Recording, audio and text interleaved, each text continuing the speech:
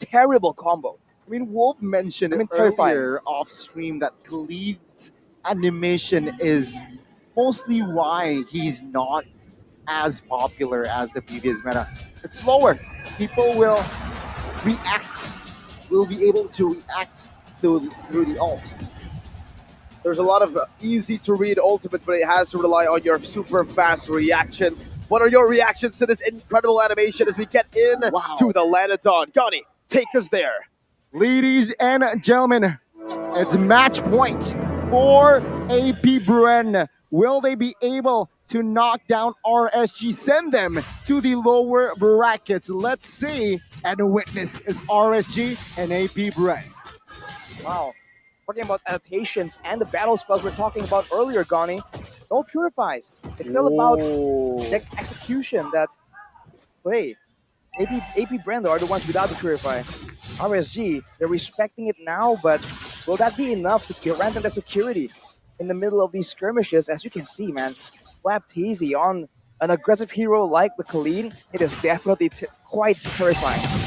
And on a Guinevere, a very fast clearer. You can see that AP BREN are already grouping up before the first minute even hits Ogwen. Got his own Nats away. He might actually have to go and flicker out, and he does. Out of the turtle pit early on. The same thing happening, a flicker early. Whoa, Super Marco getting a good trade. That's exactly why I don't like the Claude in the Bruno lane. Yeah, as expected from Mirko there. But yes, with that burnt flicker from Naps, that's already a small win for AP BREN. Also, a small win for the setup next turtle. That can be crucial, that Naps will not have the PZ flicker combination to somehow dismantle the formation from AP BREN. I feel like in a full-on team fight, there's a Minotaur, a Khalid, and a Faramis.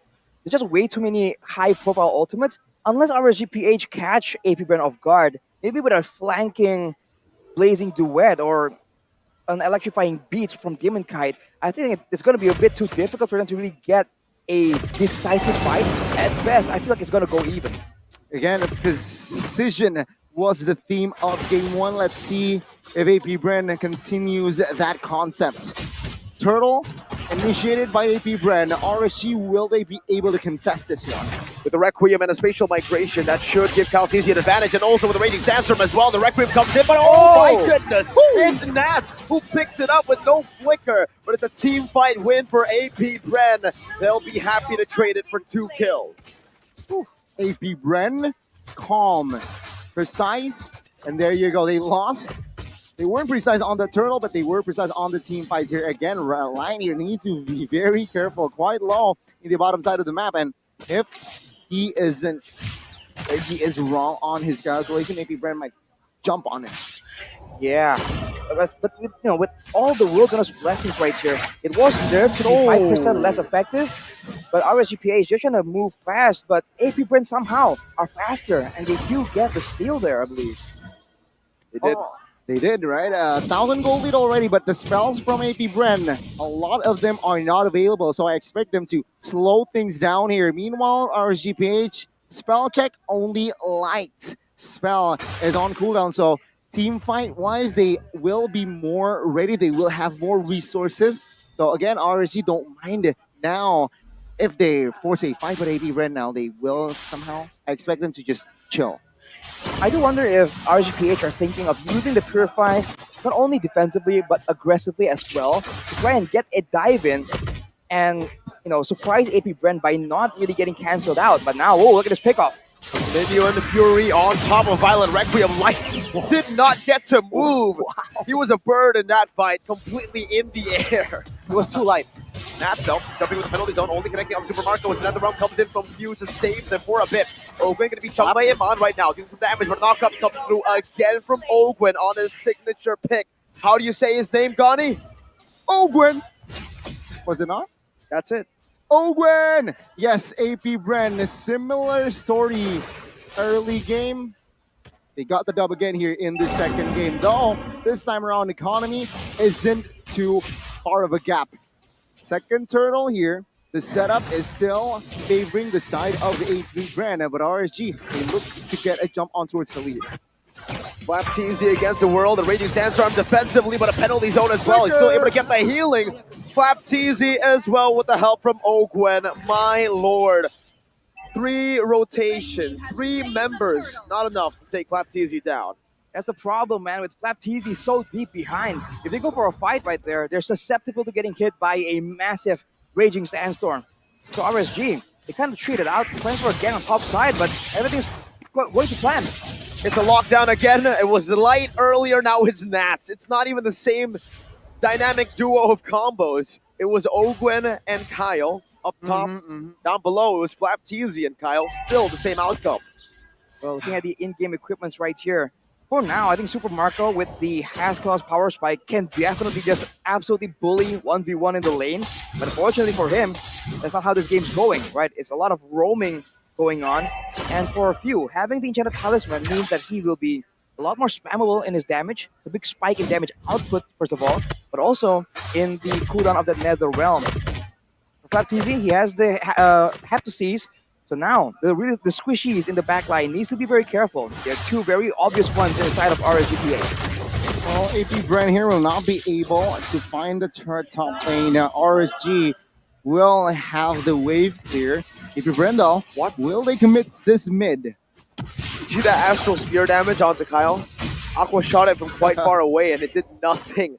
I think it even healed Kyle TZ at that moment. A good Astral Echo to reveal a lot of the members. Nat's going to be knocked up. The top lane turret tier 1 is sieged down easily by AP BREN's Super Marco.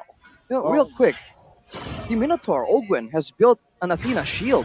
So he is just completely trying to make sure that he does not get chunked down by magic damage. Yep. Because if you look at the composition, the only real threat is going to be Terizla and Claude. And generally, their aim in the fight isn't to shut down or shred down the Minotaur. And he still has the most kills on the game, by the way. 2 kills. Ogwen, you're a roamer. Ogwen, you're a Minotaur. Please. It was okay with Arlen, right? Because you're a damage dealer. But This time, hey, man. he's a bull. Now RSG, 3,000 gold deficit. They will concede the last turtle in this game. AP BREN will not find anything more here, it seems like. Top side is vacant. RSGPH gets a free turret there, top side of the map. Small victory for RSGPH. They desperately need it right now. It feels like the same situation for different reasons. In game number 1, it was an assassin just corralling everyone from splitting away. Now, funny enough, it's almost like it's the Khalid, right? Just pushing everyone slowly but surely to the other side of the map. But Iman here is going to try and make a play. He's outnumbered. Whoa, whoa, whoa. He just walks up. He doesn't even recall in that bush. Comes down with the BMI Purify. and the Purify. That's a big resource burnt out, though. All just for a spatial migration by Kyle TZ. As you knows it, wants to push the tempo even further in the bottom lane, but AP BREN decide against it. They'll just play for space, play for control. Concealed play though. They'll Purify, and that's why Kyle TZ already baited it out earlier in the bottom lane. That means it's an easy pickoff. Even Flap TZ decides to rotate into that mid lane, and AP BREN should be able to pressure not just the enemy jungle, but even the structure down below. Eman was playing with fire. He knows his Purify is on cooldown, and he just went on that route there, on that jungle. But an opening perhaps here from AP BREN. The mid structure, it will definitely fall. That's a purple buff taken away by Kyle TZ. He's stolen away, I would say. And a tier 1 in the mid lane as well. Deja vu to game number 1, 6-0 in the 8th minute of the game. The gold difference isn't nearly as bad as game number 1, but look at the pressure. Look at how afraid, technically, RSGPH are playing. Few has been just walking up, hitting them with the Ghostbusters again and again, in dangerous territory, almost under their turrets, and they are not willing to go for a possible pickoff. But look at Flap TZ. Raging Storm and a Flicker, and man, whoa, he just disappeared. That was a magic trick by AP BREN. Super Marco with the help of the blades of Flap TZ's Khalid. Again, a slight disconnect there from the side of RSG. Eman isolated in the front lines alone, no cover whatsoever, and of course AP BREN will be there to punish. And looking at the situation right now, being a man down, Of course, AP Bren will secure the E-Man. Lord comfortably. A man down, you're right. E-Man down, a E-Man. man down. Hey, Yeah. man, down. He has just finished his You're golden welcome. staff though, so it is late. And RSG now, they're just trying to find something, but look at where Ogwen and Kaltizia are positioning, right? They're just slowly but surely in position to cut off RSG should they overextend and get punished for it. Oh, the worldie. Poking them down. Ooh, Light gets out with that onward. Barely. That spatial migration could have been deadly. As Flapteasy is the one who was sent to invade. It's not even Kyle anymore. At this point, they are delegating tasks to their XP lane to invade.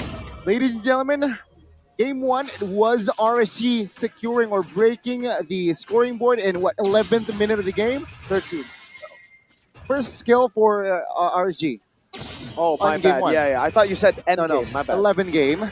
11th minute of the game, and it seems like it is going to be the same story here in the second game. AP Bren still on a just a what do you call it? Been destroyed. On a clean sheet.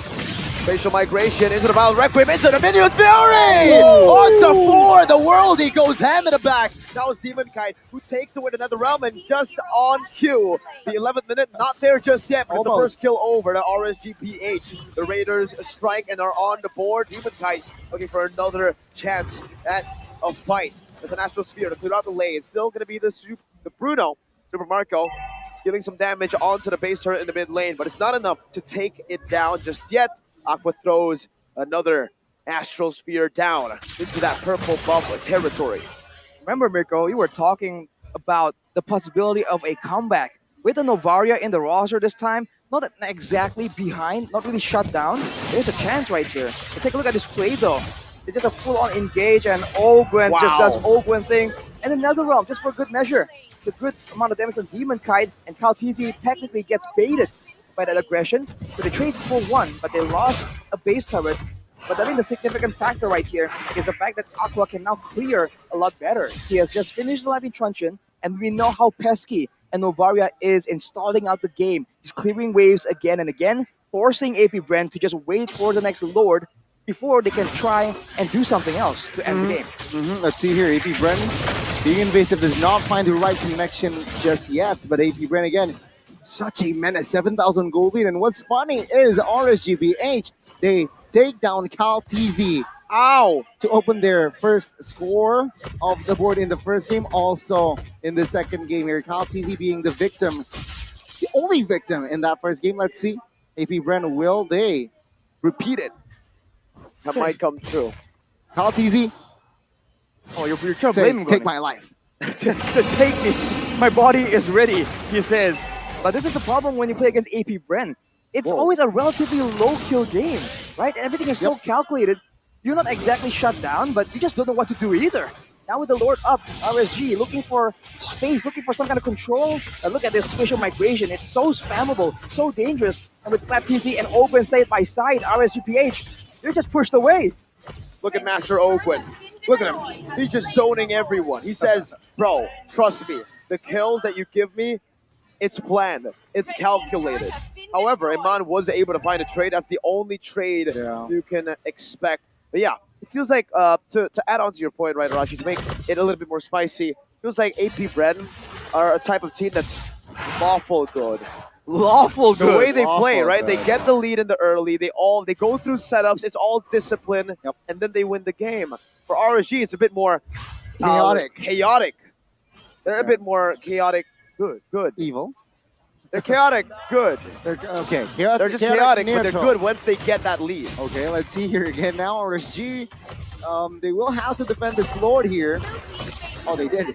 Oh, they will have to defend this. Watching top side, bottom side. Spatial migration onto 2. Iman already not having that purified. That's a 3-man penalty. So the Flap he jumps to the back right now. There's a chance actually for RSGPH to turn around the fight, but Demon Kite burns down. It's ticking. He's still able to survive, but at what cost? It's AP Bren sealing the deal again. 11-2, 2-0. Still undefeated at MPLI 2023.